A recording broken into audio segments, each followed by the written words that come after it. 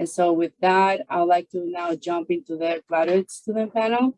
So we have selected 4 graduate students for both our campuses in Jupiter and California. And I'm going to ask them to first introduce themselves. I'm going to call them by their name, ask them to introduce themselves, say the laboratory that you're in, your campus, and very briefly, because we only have 40 minutes, and we have 20 questions that the students attending today have submitted. Very briefly, say something about the research that you've been conducting.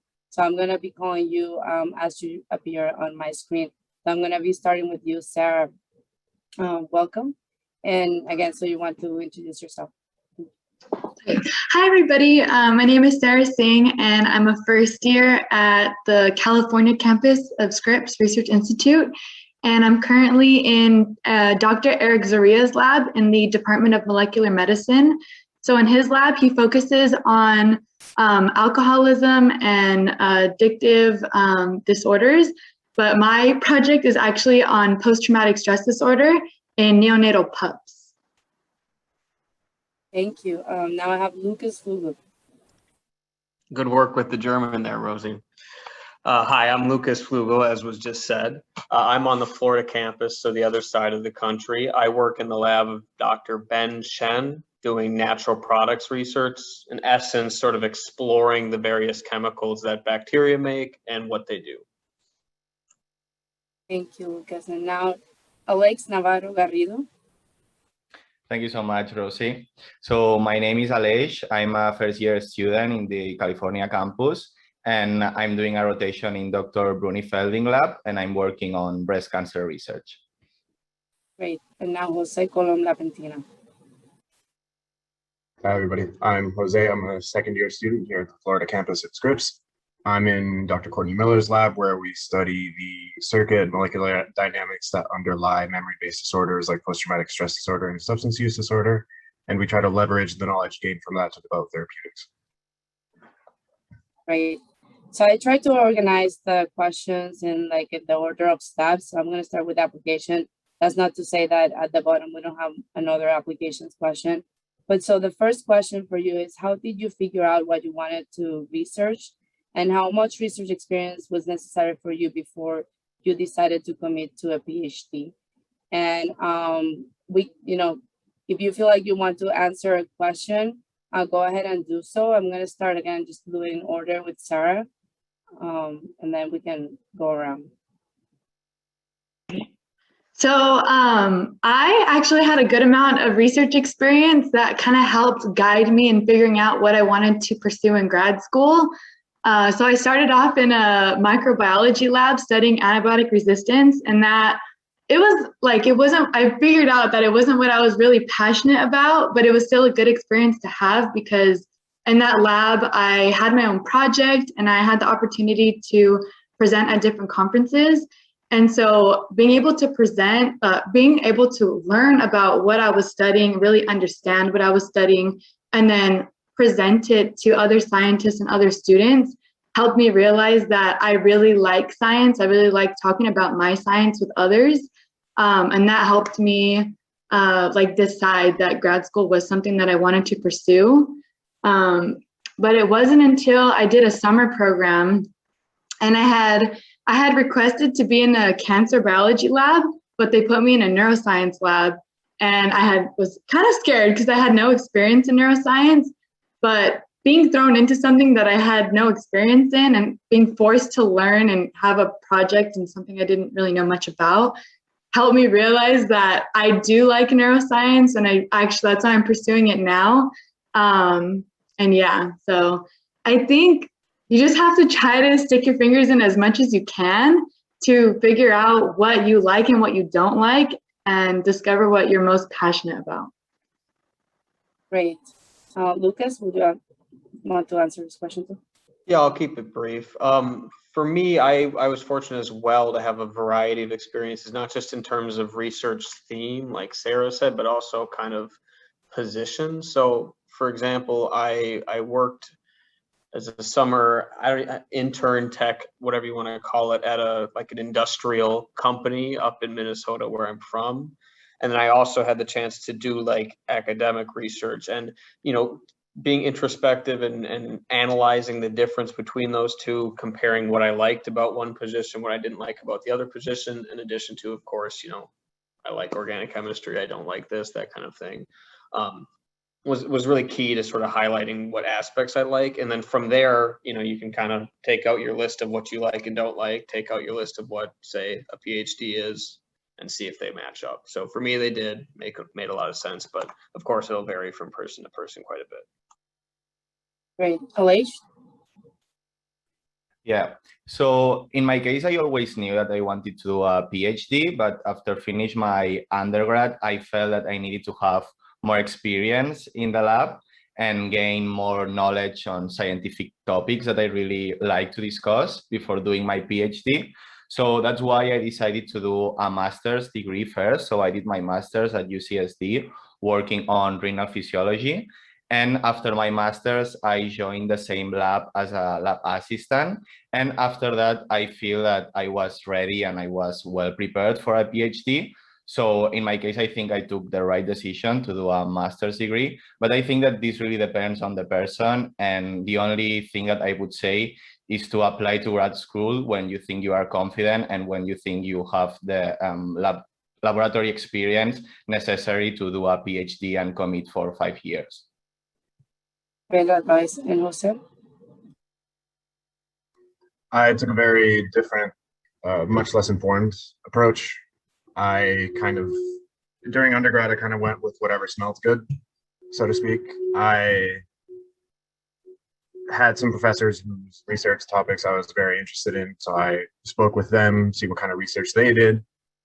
And then just through that displayed interest, ended up working as an undergraduate research assistant and stayed at that lab as a tech in preparation for going to med school. And then I decided I needed an extra year to get everything together. That tech job ended. I ended up taking another neuroscience tech job while I prepared for med school. And then I kind of sort of came to the realization at the second job that I probably should have taken a clinical job if I was really interested in pursuing med school, and that I was kind of staying here for the wrong reason. So I sort of decided to accept that science was something I was really passionate about, and the work that I continued to do was something I was really passionate about. But I thought I was ready for grad school, applied, didn't get in anywhere, did not get a single interview call back anywhere. And so I continued staying at that tech job, and that interim year where I prepared to reapply for grad school was when I actually grew the most personally and professionally. And I wouldn't have known that had I gone straight into grad school. And I feel like I've been able to circumvent a lot of obstacles that I've seen some of my peers face. So again, to sort of reiterate what everyone has been saying, this is an individual decision, whether you feel like you have this experience, but you won't know until you're in it, and until you speak to enough people and get a good sense of what it is to independently conduct research. So that's key. Great. I appreciate how you guys are sharing your story and also the diversity of experiences that you have. And it's a great segue. Your stories are basically a great segue to the next question, which are any tips on how to separate my story into two distinct narratives in the statement of purpose and the research statement. And again, we can go in the same order, but I want to do this fluid. If you want to jump in, just let us know. We can do that. Sarah? Yeah, so for me, this was actually pretty difficult to do because, we all have one story, but I feel like what helped me making it into two narratives was changing the perspective of the story, or even focusing on certain parts of your story. So I feel like with the research statement, it's more professional. It's your professional life that you're talking about, and your research, and maybe internships and educational experiences that have helped you decide that Scripps is where you want to go and grad school is something that you want to pursue. whereas your statement of purpose or your personal statement is more of life experiences that have influenced your decision, or like not bigger things, but more personal things. I feel like your statement of purpose is a little bit more vulnerable and more detailed in talking about your narrative.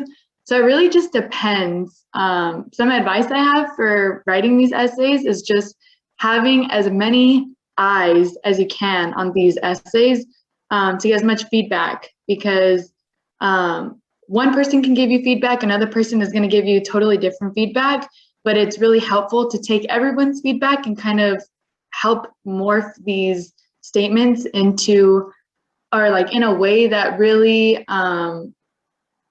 portrays who you are, so that the admissions committee can get to know you and knows that you are ready for grad school and capable for pursuing this next step in your life. Lucas? Yeah, not much to add, so I'm not going to try to lengthen this out more than it needs to be. I will just add one qualifying thing to Sarah's comment at the end there, which is, unless you're trying to get copy editing, if you're actually talking about the content, make sure the eyes are somewhat qualified, I'll say. Make sure, if for your research statement, if you want to ensure that it's laid out in a very logical way such that you're expressing your plan, your passion, etc., in a very academic way, it's probably better to have somebody who has some academic experience do that rather than your grandmother. But I certainly agree that it's a very, very good idea to have a lot of people read over stuff and just make sure that it sounds good at the very least. Thank you. Aleix? Yeah, I definitely agree with Sarah. For me, actually, at the beginning, it was a little bit difficult to differentiate between the statement of purpose and the research statement. But as she said, I think that in the statement of purpose, you should talk more about your path to graduate students, and this statement should be, to graduate school, and this statement should be more personal and maybe include why are you applying to Scripps and what you hope to gain from this experience. Whereas in the research statement, it should be more focused on research, maybe talk about your laboratory experience, which projects have you been working on, which techniques you develop, and also what you gain from that experience. Great. And Jose? Sure. Yeah. Sort of the same sentiment as well. Your statement of research is your methods section or your results section, and your personal statement is your discussion section. You are contextualizing what you have done, your narrative CV that you've sort of expounded upon in your statement of research, in your personal statement. If you talk about motivation, talk about a specific event, how this was a challenge, how you embraced it, or what your motivation was for doing something like this. And I think these factors are key, because there are a lot of statements that end up reading just like a narrative CV, and that kind of turns people off because they can see what you've done on the CV. They get that too. So a really great way to stand out is to give people an insight as to who you are as a person. You're selling yourself as a scientist, not as not as somebody who's checked boxes or done research. So that's all I have to say about that. Good advice. So the next question, if I heard correctly, I think all of you took time between undergrad and not everybody. So so great, because basically we have I'm going to combine two questions which is one of them, do you recommend going to grad school directly? But then the other one is, would you recommend taking a gap year? So what is your take on these, Sarah? So for me, I went straight into grad school after undergrad, and it was because I felt like I was prepared for it. I had about 3 years of research experience in undergrad, so I felt like I had a good idea of what it would be like, and I was able to write about my science in a professional way, in a logical way, concise, brief. However, I know a lot of people that do take time after undergrad And I would actually recommend taking like a year or two, or as long as you need, because it's not a race. Like this, going to grad school, like there's no timeline, there's no deadlines. You're on your own schedule. And so I feel like if you feel pressured to apply right after undergrad by family and friends, that you shouldn't actually apply then, because maybe you're not ready yet. You should be applying when you feel ready and when you feel like you've had enough experience to show you, or like, I guess, so you know what to expect, because it's not easy. But yeah, that's my advice. Lucas, and thank you for helping me with that question. Yeah, with any of these questions where somebody's asking, should I do this, should I do that? You're always going to get this kind of suite of answers where, yeah, this worked for me, it's not going to work for you, all this kind of stuff. So I think what's really important is the sort of more fundamental idea that Sarah's expressing there, which is make sure it's what you want to do and what you're ready to do. And obviously these are not easy things to answer. So a lot of times I think the key here is not figuring out, should I do a gap year, should I not do a gap year? It's what is best for me. So I think it's important to reach out to some of your resources. Maybe it's a professor you're very close with, maybe it's a graduate student, maybe you email somebody at the place you're trying to go to, all this kind of stuff, and see, hey, am I ready to take this step? And is this what I want to do right now? I agree it's very important to separate internal, external pressures. Don't let somebody say you need to be going now or you need to take a year, all this kind of stuff. It worked very well for me to not take a year because I had very long discussions with several professors who knew me quite well, who knew what I had done, what I hadn't done, what I was good and bad at. And so it was very, I was very confident that this was the move that I wanted to do at this point in time. So I did it. But I think if you're in a position where you don't know, it's important that you take some time to be introspective, to work with people who know you well so you can figure it out rather than just going down a path that you quote unquote should do. Great. Aleix? Yeah, so I agree with Sarah and Lucas. I think it really depends on each person, but what I would strongly recommend is to have some kind of research experience before going into grad school. So I think this would be really helpful for you in order to feel more confident in terms of lab work, but also for you to realize if you really like it or not, because a PhD, it's a 5-year process, so you have to commit to science during these 5 years.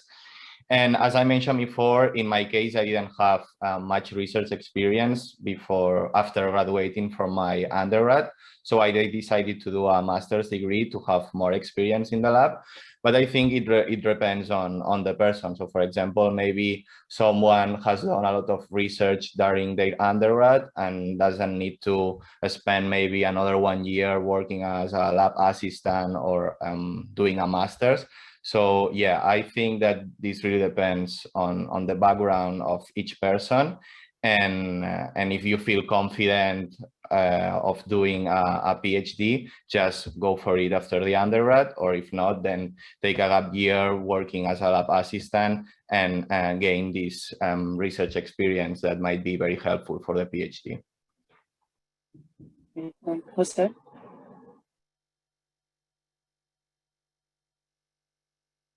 You're muted. Sorry.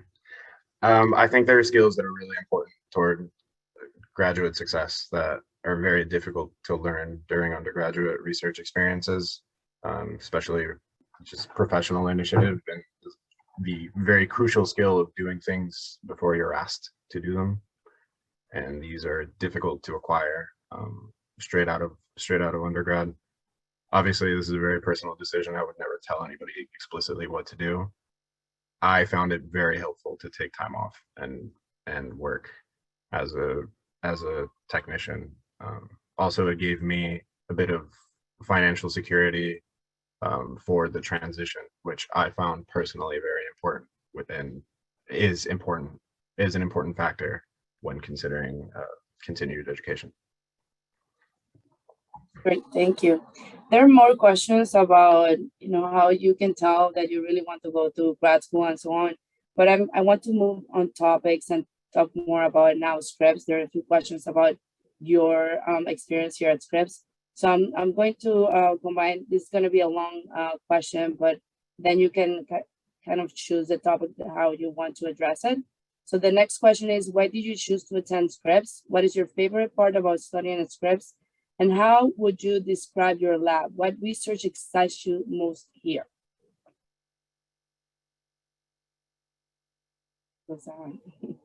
Okay, so I feel like when I was deciding what grad school I wanted to attend, for me, I focused more on location and the culture of the school, or the program and all that, because I feel like I get very influenced and affected by my environment. So for example, I feel the need to be I like the sun. So I like when it's sunny all the time. I like going to the beach. I like hiking and being outdoors. So I felt like staying in California was a good choice for me personally. So I like eliminated all of my East Coast schools because I was like, I can't do the rain or the snow.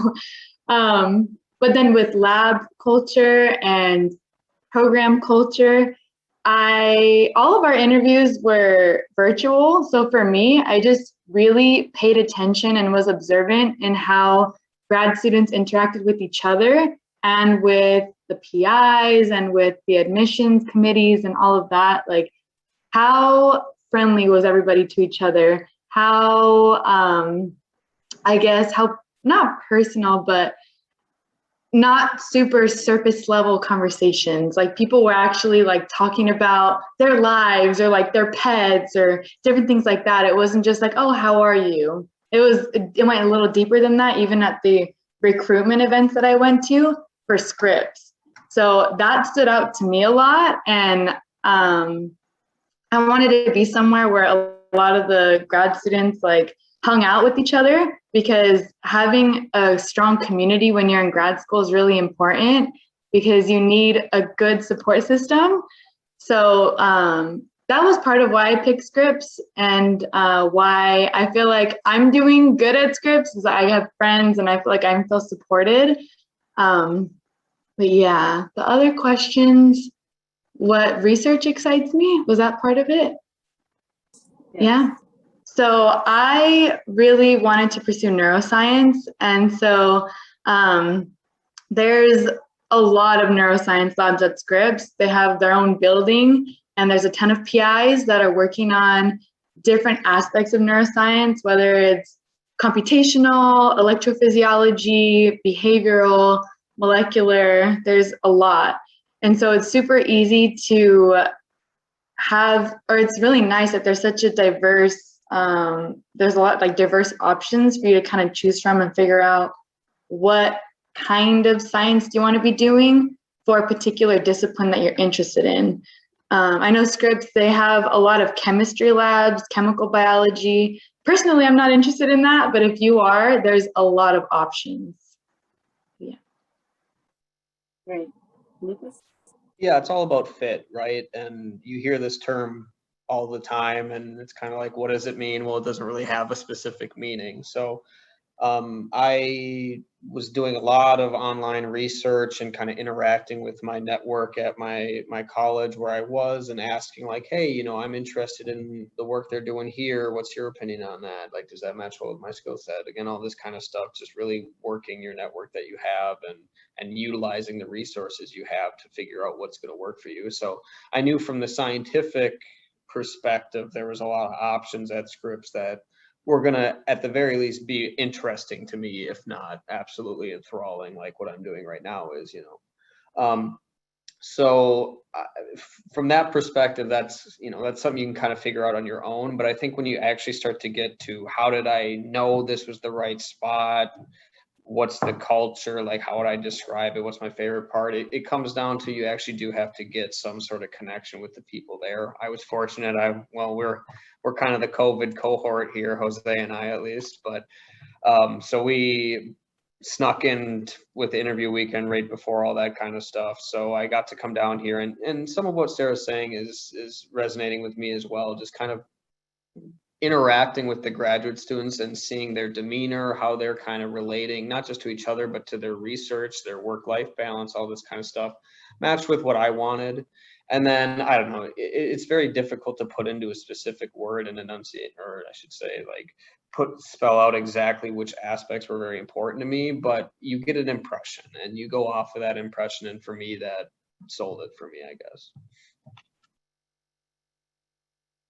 Great, and later we're gonna have a question about maintaining that balance. So we're gonna take off on that. But now, Aleix.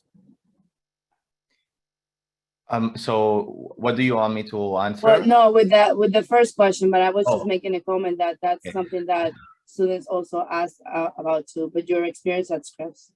Sounds good. So in my case, I decided to apply to Scripps because it's an interdisciplinary program that has no barriers between departments. So I think this is really key to enable collaborations and to learn more about other research areas. And this might be difficult in other institutions that might have these barriers between departments.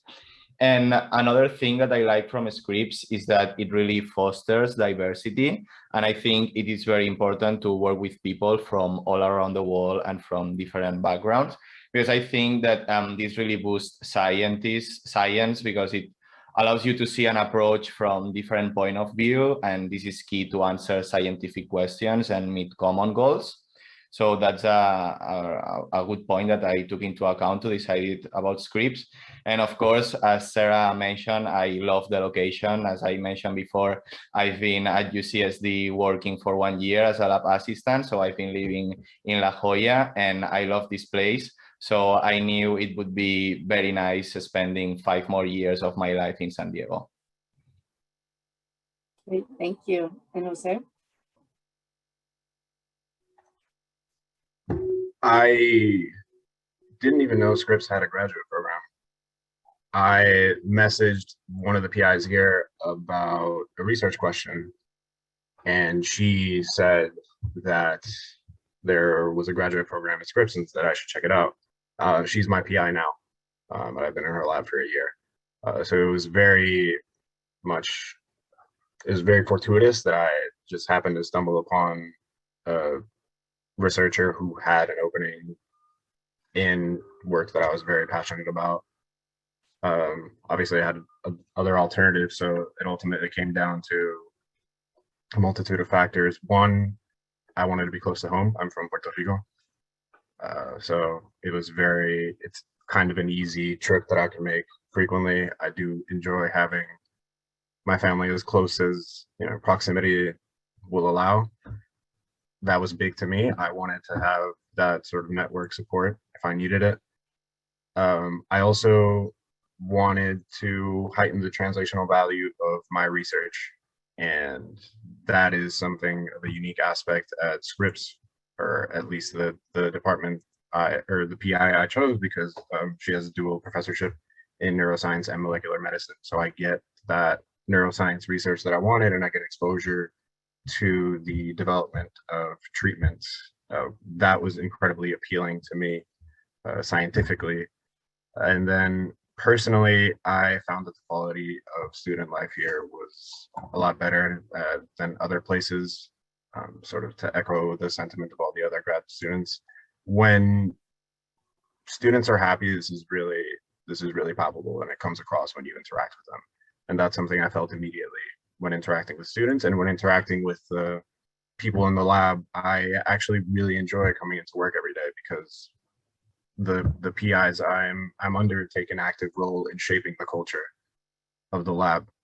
And that for me is critical. I can't speak for the rest of the labs at Scripps, but for me, that gets me really motivated to come in. I have the option to work from home most of the time, and I don't, because I enjoy coming in and having questions answered and getting that input that can elevate the quality of the science I produce. So that to me was big. Thank you. Thank you again for sharing that. Very exciting, everything that you're sharing with us today. So I guess for the last 10 minutes, I'll go into 2 questions that mention things that you kind of like touch on briefly. Like I said, well, the first one is how you have found the best way to balance your personal life, classes, and research. So for me, time management and a lot of self-discipline. I feel like when you have a lot of things on your plate, you really just have to organize your schedule in an efficient way and have the self-discipline to commit to that schedule. I know sometimes, I feel like the hours that you do in lab, it can be PI dependent. Sometimes PIs want you in a little bit longer or maybe not as much, and you can work from home. Whether or whatever it is that your PI asks of you, it's really important to develop like an efficient routine so that you can complete the things that you need to complete in lab, but also take care of yourself, be able to cook and clean for yourself, have your me time and hang out with friends, stuff like that. And then classes and do your reading and your homework. It can be a lot, but when you have a group to do it with, it's not that bad because everyone can support each other. Yeah, biggest thing is time management.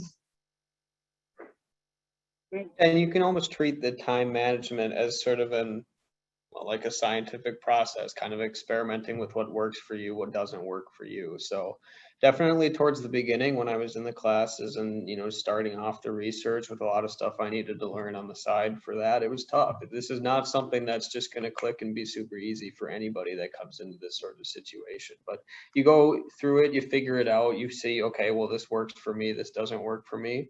I like to think I'm doing pretty well along with a lot of the other graduate students here. I play in a band. I went scuba diving at a shipwreck yesterday. There's opportunities to do a lot of really cool stuff in your life during this time. It's supposed to be exciting professionally and personally at the same time. So I think if you are very cognizant of the fact that it's going to be hard and that there's going to be times where things don't work out perfectly and that you're going to miss out on some stuff, and you can just go through that emotional and mental process of saying, okay, well, I have to accept some things aren't going to be perfect, but here's what I need to do to make it as best I can. And yes, making sure you prioritize stuff that's important to you, that's not just research, is critical as well. Great, Aleix. Yeah, I think it's important to set up your priorities and organize yourself. So, for example, in my case, as Sarah, we are first year students. And as a first year student, I'm required to do lab work by doing rotations in different laboratories and classes at the same time. So yeah, it's just kind of find your balance and see how it works for you. For example, in my case, on Mondays and Wednesdays in the morning, I have classes until 3 p.m. and then after that I go to the lab. But yeah, now it's working for me. So I think it's important to set the priorities, know what are the priorities for you, and then try to find your best way for you to combine everything. And as Sarah mentioned, I think it's also very important to have your personal life to disconnect from the PhD. So in my case, I love going surfing. Probably today after going out from the lab, I'm going to go surfing as well, but I cannot go surfing all the time. So yeah, it's just find your balance and see how things work for you. Great.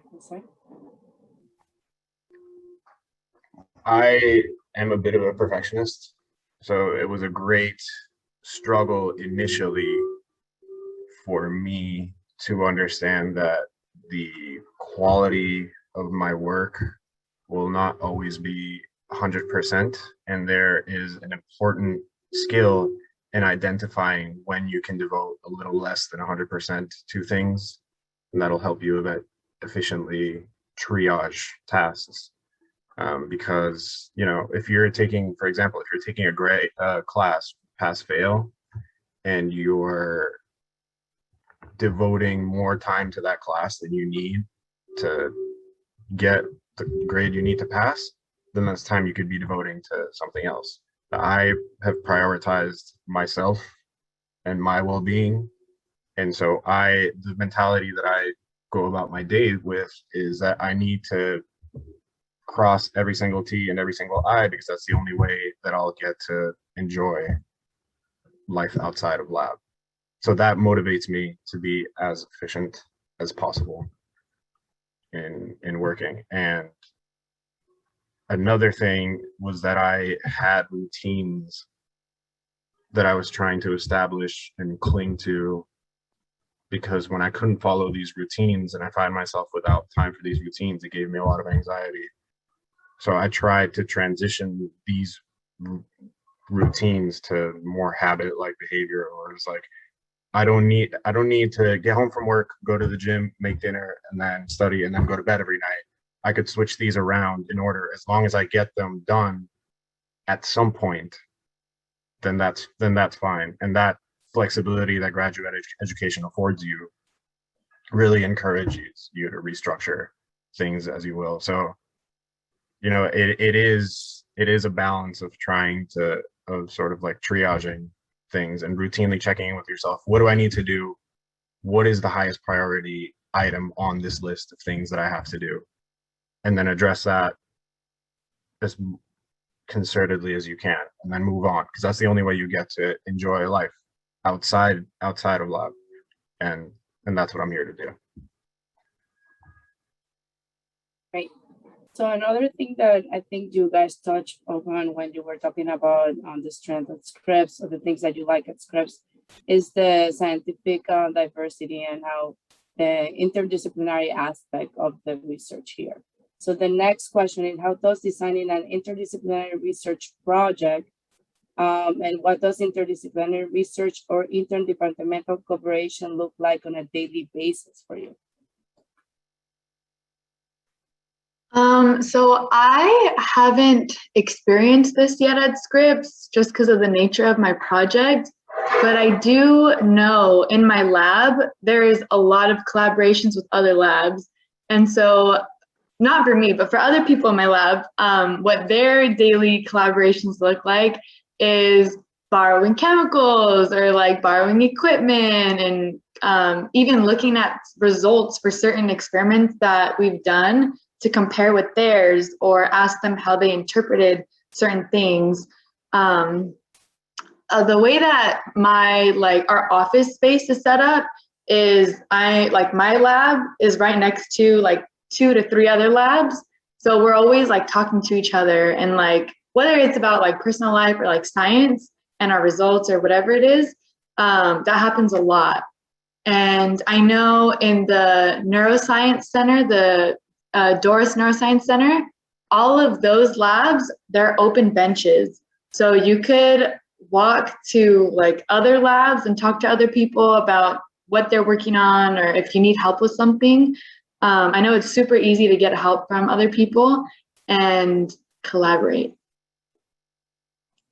I mean, it'll be very different depending on who you ask, really, and what fields they're in. So my lab is extremely interdisciplinary, like to the point where we have people from organic synthesis, spectroscopy, molecular biology, genetics, bioinformatics, all working in the same lab. So I have a lot of experience working with this, and I should be very clear, it's a positive and a negative. It's positive because you get exposed to a lot of different techniques, ways of thinking, and everything that can really expand how you're approaching your project and get a much more, I don't know, broad perspective on both the importance of your project and how it's executed. And I think you really grow from that because it forces you to sort of get outside of the boundaries of what might be normal. But that also requires a certain level of mental gymnastics, so to speak, of flexibility that can be very difficult to get. And I mean, oftentimes I'll be sitting in a group meeting and a couple people who, you know, come from a different background than me will be discussing something specifically, and I don't really understand what's going on. So that means I have to put in a little bit of extra work to go figure out the basics and kind of be able to you know, catch on to their coattails in their discussion, so to speak. So I think you know, there is a plus and a minus, and I think that's really kind of what I want to highlight about that. Yeah. So to answer this question, I'm just going to put an example that happened to me this morning. So actually, yesterday night, I was reviewing a protocol for an experiment that I need to do in the lab. It's a mitochondrial fractioning that I have to do on Tuesday. And I realized that there was one reagent missing in the lab. So I was trying to find this reagent on Sigma, and I saw that the expected delivery date was in 1 week. So that's bad for us because we need this reagent for Tuesday. So this morning I sent an email to Wet Lab, which is an email list that allows you to be in contact with, I think, almost all the researchers in the California campus, and for the Florida campus, I'm sure they also have one. And literally in less than 30 minutes, I got 3 replies from people at Scripps saying that I can borrow this reagent for them. So that's a clear example that here at Scripps, collaborations take place all the time, and people is really willing to help each other. And this is an example about a specific reagent, but for example, 3 weeks ago, we wanted to do an RNA-seq experiment for my project in breast cancer research. And the lab that I'm in, they are not used to they are not familiarized with this kind of experiments. So we contacted another lab to do this RNA-seq analysis, and they are collaborating with us. And now these RNA-seq analyses are being incorporated into my project. So I can tell you from my experience that collaborations are a fact at the Scripps that always take time between researchers. Thank you. I thank you also for sharing your email address, but I think we can give you 1 more minute to answer that question. Oh, sure. Thanks. I just want to, it ends at 45? Or it ends now? No, time's up, but yeah, you can have 1 minute. Okay. Yeah. I'll keep this as short as I can. So my PI has dual appointments in different departments, and so actually each person in our lab has an expertise. Like, I'm the only person who does the kind of research I do. So if anybody has a question about that, I can share. And then sometimes other people do more medicinal chemistry or biochemistry or genetics, and this really helps elevate the quality of my science because I can take a multifaceted approach to a problem. So for example, if I have an interesting behavioral result, I can consult a systems neuroscientist. I can consult a systems neuroscientist about what the best approach for this would be. And once I have that system delineated, people are pretty open to collaborating. I've picked professors' brains after class, set up meetings to discuss what the best strategy to tackle something like that. So having avenues for interdisciplinary collaboration really ultimately elevates the quality of your science in a way that other more siloed places do not. And that's all I'll say on that. Well, thank you so much to the 4 of you for all the information that you shared. It was a great conversation and I enjoyed it. I always learn something new, even though I've met you before, some of you, and we've been in these panels before. So if you have any questions for these students, you can forward the questions to us and we can, well, some of you already shared your emails, but now I know that we have a 20-minute or so part for answering questions. And I see Dawn, she came back, so I'm going to hand this over to her. Fantastic. Thank you, Rosie. And I want to say thank you to the students who agreed to share their experiences and now their expertise in this area. And now Lucas has done this now for the 2nd year. I think, Jose, you did it last year as well. So I appreciate all of you for taking the time and the effort to respond to the prospective students' questions. I think your experiences and your candor will serve them well as they are making some decisions about their next steps. So thank you very much. We really appreciate it. And we will be in touch very soon. Of course, thank you. My pleasure. Thank you so much. Thank you. Thank you.